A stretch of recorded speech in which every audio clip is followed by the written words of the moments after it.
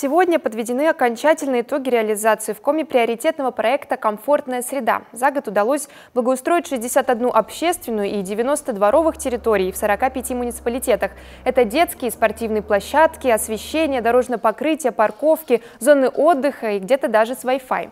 Все эти работы заранее утверждались на собраниях жильцов многоквартирных домов.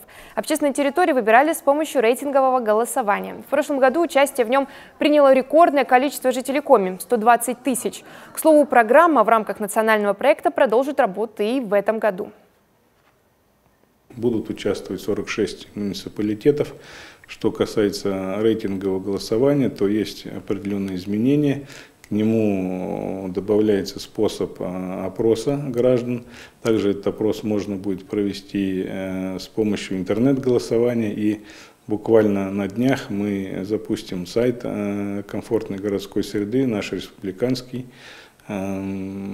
Сайт удобный, им можно будет пользоваться. И на этом сайте все жители могут свои предложения по рейтинговому голосованию зафиксировать. В этом году объемы увеличатся, так как из федерального и республиканского бюджетов на благоустройство в рамках национального проекта выделяется большая сумма – уже 380 миллионов рублей вместо 230, как было в 2018 году. Одним из основных условий участия в проекте, как и прежде, считается активная позиция жителей региона.